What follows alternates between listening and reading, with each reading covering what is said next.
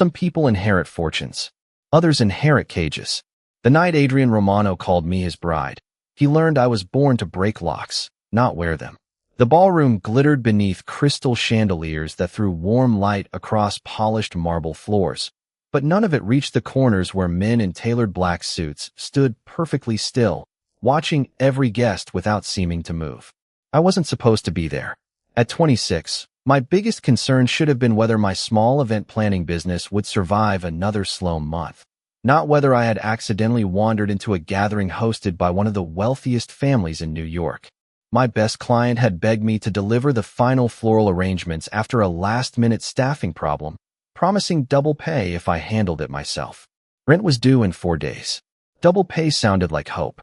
So I carried white orchids through the grand entrance of Romano Manor, trying not to stare at the imported artwork or the sweeping staircase that curved toward the second floor like something from an old Hollywood movie. Every detail whispered old money, quiet power, and rules I didn't understand. A woman in a navy designer gown inspected the arrangements without smiling. "Place them in the East Ballroom," she said before disappearing into the growing crowd. I nodded and pushed the cart forward, keeping my head down. Wealthy people rarely noticed workers unless something went wrong. I intended to remain invisible. Then I heard raised voices drifting through a half-open doorway. "The board expects a decision tonight. He'll make one. He has no choice." I should have kept walking. Instead, curiosity slowed my steps for just a heartbeat. That's when another employee rushed past me, bumping my shoulder hard enough to send one vase sliding off the cart. I reached for it, but my fingertips caught only empty air.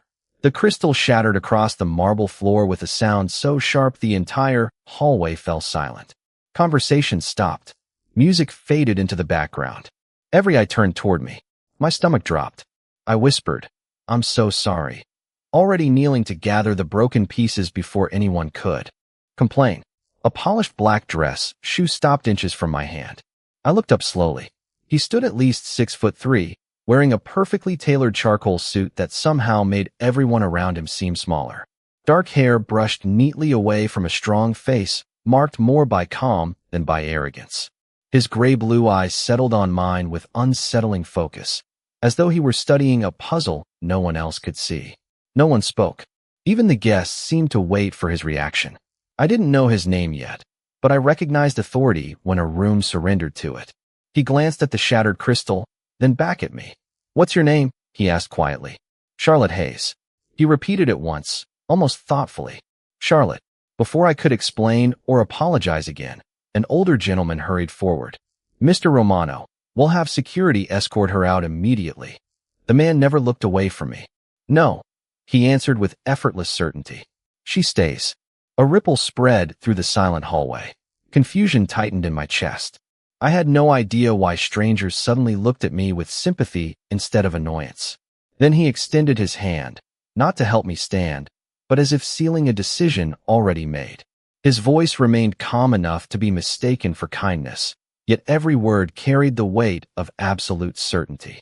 "Ladies and gentlemen," he said, turning just enough for the room to hear, "meet my future bride." The silence that followed felt heavier than the marble beneath my knees. Every face in the ballroom shifted between curiosity and disbelief, but I could not focus on any of them. I only looked at the man standing in front of me, wondering whether I had misunderstood what he had just said. Future bride. The words sounded absurd, almost theatrical, until I noticed that no one laughed. No one questioned him. Instead, several guests quietly lowered their eyes, as though the matter had already been settled. I slowly stood without taking his hand, brushing invisible dust from my black dress. My pulse pounded so loudly that it nearly drowned out the string quartet beginning to play again. "There has been a mistake," I said, forcing my voice to stay calm. "I do not know you." His expression did not change. "You will." The confidence in those two words irritated me far more than it frightened me. I folded my arms and met his gaze directly. "My name is Charlotte Hayes. I came here to deliver flowers. I am leaving now." I turned toward the entrance before anyone could answer, but two security staff politely stepped into the hallway. They never touched me. They simply stood there with respectful expressions that made it clear they had no intention of moving. My frustration rose another notch. "Seriously?" I asked. "This is how wealthy families welcome contractors." A few guests exchanged uncomfortable glances. Adrian Romano finally spoke again. Let her through. The guard stepped aside immediately. I took exactly 3 steps before his voice reached me once more. Miss Hayes. Against my better judgment, I stopped. Tomorrow morning at 9, a contract will arrive at your apartment. I laughed softly, unable to believe this conversation was real. Then whoever delivers it will waste a trip. He tilted his head slightly, studying me with quiet interest instead of annoyance. You have not heard the offer. I do not need to. I answered without hesitation. No piece of paper decides who I marry. For the first time, the corner of his mouth almost formed a smile. It disappeared before I could decide whether I had imagined it. Everyone has a price. Not everyone. I replied. Some people have principles. Without waiting for another response, I walked through the grand entrance into the cool Manhattan night. The crisp autumn air filled my lungs, carrying the scent of rain from somewhere across the Hudson River. My old sedan waited exactly where I had parked it between rows of luxury cars worth more than I would probably earn in a lifetime. I climbed inside, locked the doors, and rested both hands on the steering wheel until my heartbeat slowed. The entire evening felt unreal, like a strange dream created by exhaustion and overdue bills. By the time I reached my apartment in Queens, midnight had already passed. I convinced myself I would never see Adrian Romano again. The next morning, at precisely 9 o'clock, someone knocked on my apartment door. Outside stood a gray-haired gentleman in a perfectly pressed navy suit, holding a single cream-colored envelope sealed with dark blue wax. He smiled politely as he extended it toward me. Good morning, Miss Hayes. Mr. Adrian Romano asked me to remind you that refusing to read an offer is not the same as refusing the future. I stared at the cream-colored envelope for almost a full minute before breaking the dark blue wax seal. Expensive paper. Precise handwriting. Even the faint scent of cedar somehow felt intentional. Inside was only a single page. No legal language. No impossible demands. Just one sentence. Have breakfast with me before you decide who I am. Beneath it was an address overlooking Central Park and a time that was now less than an hour away. I should have thrown it away. Instead, I found myself wondering why a man surrounded by influence would waste time convincing a woman who arranged flowers for a living. Curiosity can be dangerous, but it can also be impossible to silence. 45 minutes later, I stepped into a quiet restaurant tucked inside one of Manhattan's oldest hotels. Soft piano music drifted through the room, while sunlight spilled across polished wood floors. Adrian Romano sat alone near the windows, dressed in a navy suit without a tie, reading the morning financial pages as though announcing impossible marriages to strangers was an ordinary part of his schedule. He folded the newspaper the moment I approached. You came. I remained standing. I came to tell you that this ends today. He gestured toward the empty chair across from him. Then at least enjoy breakfast before ending it. Against my better judgment, I sat down. Fresh coffee arrived almost immediately, followed by pancakes with fresh berries and eggs prepared exactly the way I usually ordered them at the diner near my apartment. I looked from the plate to Adrian. Did you investigate my breakfast too? His expression remained calm. I asked the owner of your neighborhood diner what you always ordered. I frowned. That is not thoughtful. That is unsettling. For the first time, he nodded without arguing. Fair enough. That unexpected agreement caught me off guard. I had expected arrogance. Instead, I found someone who listened more than he spoke. Still, it changed nothing. I placed the untouched fork on the table. I am not marrying someone because he decided it should happen. Adrian rested his hands together.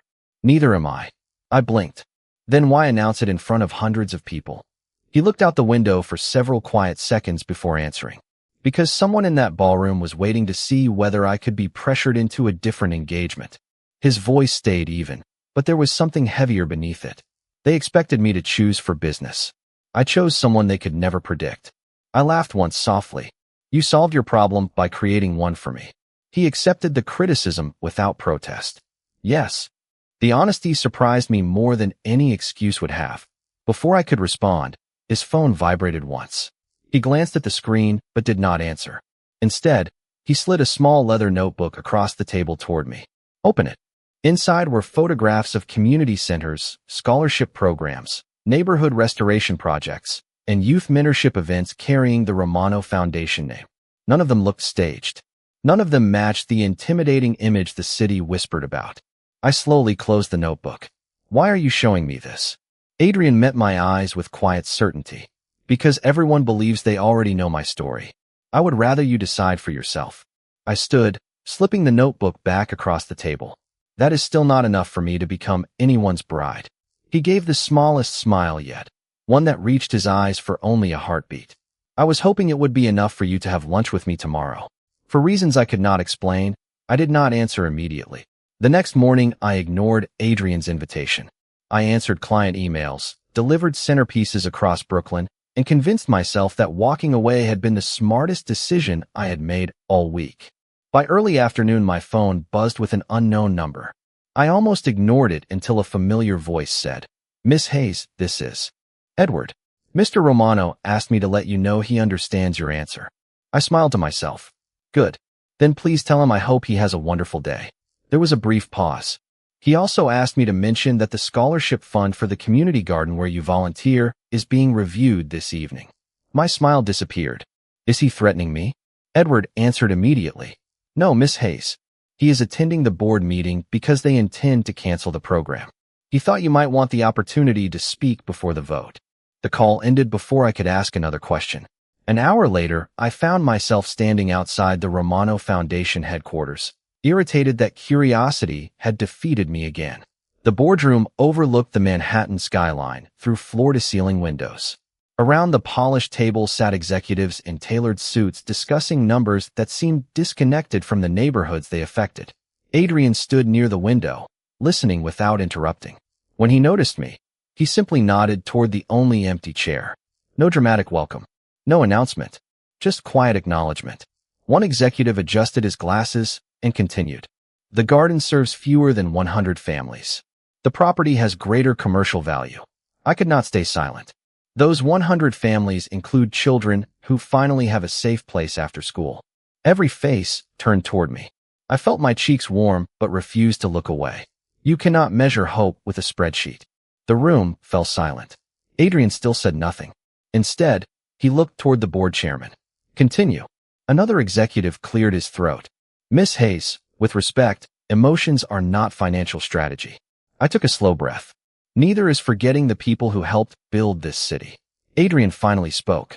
How much would preserving the project cost? A financial officer answered with a figure that sounded enormous to me, but insignificant compared to the skyscrapers surrounding us. Adrian nodded once. Approved. Several board members exchanged surprised looks. One protested that the decision ignored months of planning. Adrian remained calm. Then, begin planning around today's decision instead.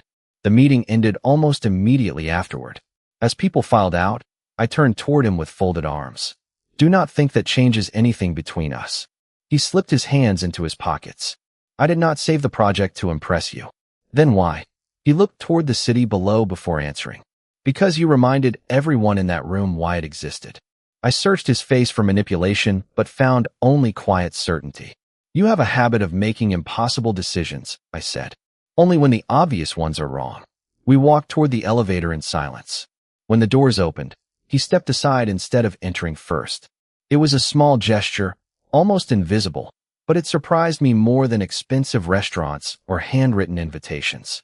As the elevator descended, I finally asked the question that had been lingering in my mind since the gala.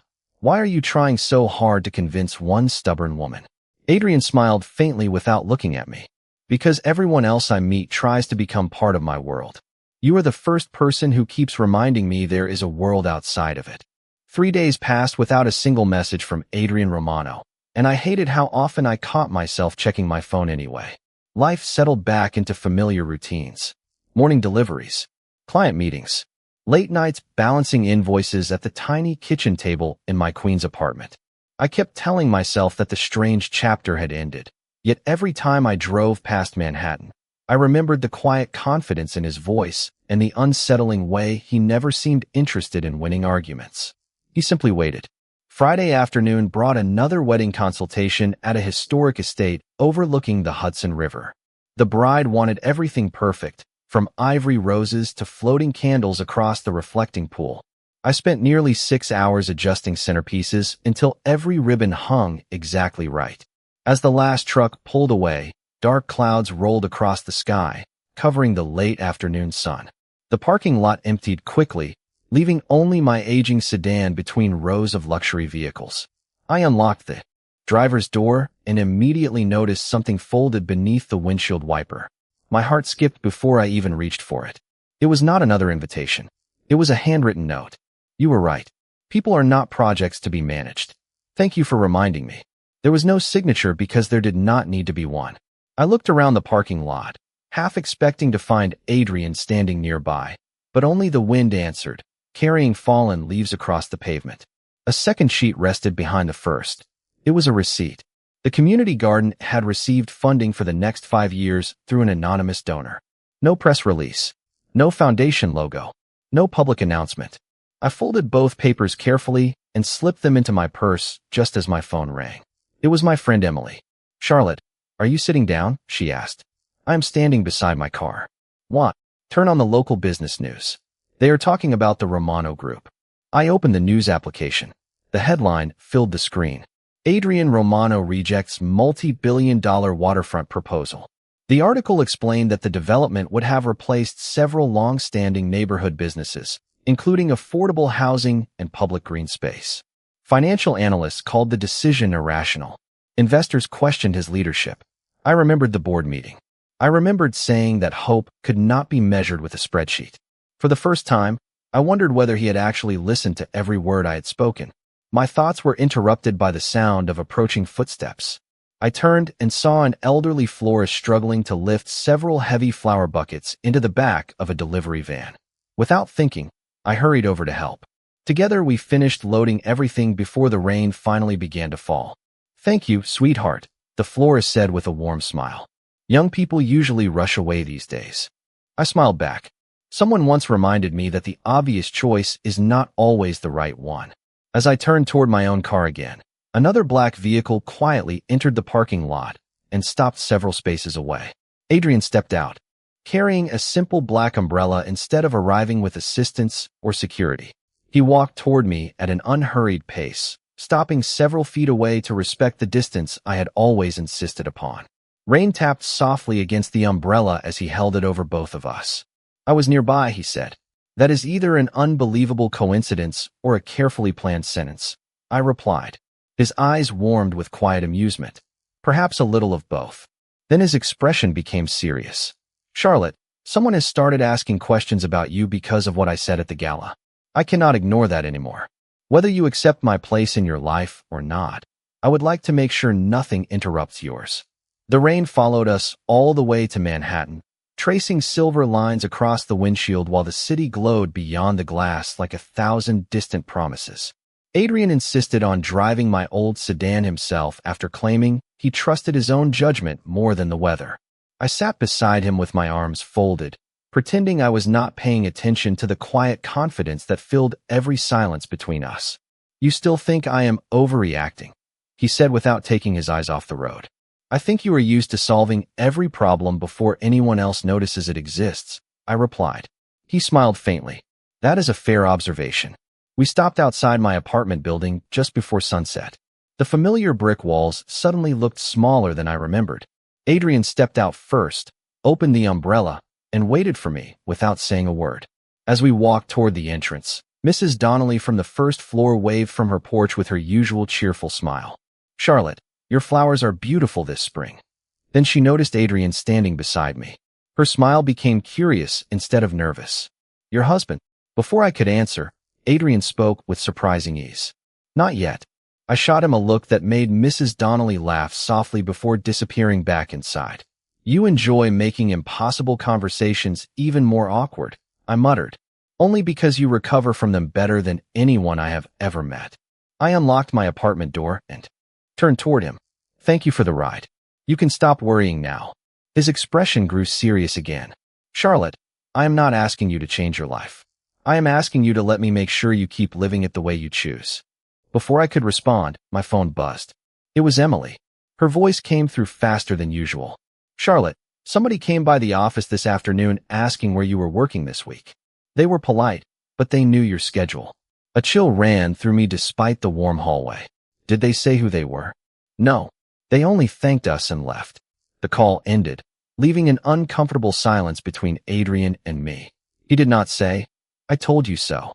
He simply looked toward the street, as if calculating possibilities I could not see. "Come with me for a few days," he said quietly. "No interviews. No announcements. No pressure. Just somewhere private until I understand who is looking for you." I shook my head almost immediately. If I disappear, everyone in my life will think something is wrong. "Then bring your life with you." I frowned. "What does that even mean?" "Your laptop, your clients, your work. Continue everything exactly as you always have." I stared at him, searching for the hidden condition that surely had to follow. It never came. "You really expect me to believe there are no strings attached?" He held my gaze without hesitation. "The only condition is that you remain free to disagree with me tomorrow just as much as you disagree with me today." I laughed despite myself. "That sounds dangerously reasonable." Adrian slipped a small silver key onto the table beside my door. "It opens the guest cottage on my family's Hudson estate, not the main house. You will have complete privacy. If you decide not to come, leave it here and I will never mention it again." He turned toward the elevator before I could answer. Halfway down the hallway, he stopped without looking back. "Charlotte, people spend years trying to impress me. You are the first person who has ever made me want to become someone worth impressing." Then the elevator doors closed, leaving me alone with the tiny silver key resting in my palm, suddenly feeling much heavier than metal ever should have felt. I did not sleep much that night. The silver key sat on my kitchen table beside a cold cup of tea, catching the first rays of morning sunlight, as though it were waiting for me to make a decision. Every practical part of me insisted I should throw it away, lock my apartment door, and pretend Adrian Romano had never entered my life. Yet another part of me kept replaying everything that had happened during the past week. He had never forced me into his world. Every invitation had come with a choice. Every disagreement had been met with patience instead of anger. By noon, I finally packed a single overnight bag, telling myself I was only going to see the Hudson estate so I could prove to Adrian that I still intended to leave afterward. The drive north took just over an hour. Spring sunlight shimmered across the river while rows of old maple trees lined the private road leading toward the property. I expected towering gates and intimidating guards. Instead, I found quiet gardens, walking paths, and a small stone cottage overlooking the water exactly where Adrian had said it would be. The caretaker greeted me with a warm smile, handed me fresh bread from the kitchen, and wished me a peaceful stay before leaving without another question. There were no cameras inside the cottage, no locked rooms, no staff waiting for instructions. Just shelves filled with books, a fireplace, and wide windows facing the river. I unpacked my laptop, answered client emails, and spent the afternoon working exactly as Adrian had promised I could. As evening settled over the valley, I wandered outside carrying a mug of coffee. The air smelled of pine and fresh rain. Somewhere in the distance, I heard soft piano music drifting through the trees. Curious again, I followed the sound until I reached the main house. Through an open set of French doors, I saw Adrian sitting alone at an old grand piano. His jacket rested over the chair beside him, his sleeves rolled neatly to his forearms while quiet melodies echoed through the empty room. He never noticed me standing there. The music carried something I had never seen in him before. Loneliness. Not the loneliness of being physically alone, but the kind that comes from spending years surrounded by people who expect something from you. When the final note faded, he looked up and finally saw me. For a brief second, he looked almost embarrassed. "I did not know anyone was listening," he admitted. "I was not trying to listen," I answered honestly. "I was following the music." He closed the piano lid gently. "My mother taught me when I was 8 years old. She said that if I ever forgot how to be kind, I should sit here until I remembered." I smiled softly. "She sounds wiser than most business consultants." A quiet laugh escaped him, genuine and unguarded. We walked onto the back terrace where the Hudson reflected the colors of the sunset. Neither of us hurried to fill the silence. After several minutes, Adrian finally spoke. "When people hear my last name, they decide who I am before I say a single word." I looked out across the river. "When people see someone without power, they decide she does not have a voice worth hearing." He turned toward me with thoughtful eyes. "Perhaps that is why we keep arguing." I shook my head gently. "No, we keep arguing because you are learning that respect cannot be announced. It has to be earned." He nodded once, not defending himself, not offering another clever reply, just accepting the truth. In that quiet moment, I realized something unexpected. I was no longer afraid of Adrian Romano. What frightened me now was how easily I could imagine trusting him. The following morning, the Hudson River looked almost unreal beneath a blanket of pale golden sunlight. Mist drifted across the water while birds circled above the shoreline, completely unaware that people could complicate life so thoroughly. I carried my coffee onto the cottage porch and opened my laptop, determined to lose myself in work instead of emotions. Emails arrived one after another. Brides changing seating charts. Vendors adjusting delivery times. The ordinary rhythm of my business felt comforting. Around 10 o'clock, my phone rang. Emily sounded relieved. I finally figured out who was asking about you. I straightened in my chair. Who?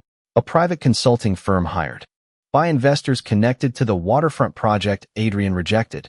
They have been trying to learn everything they can about the people influencing him.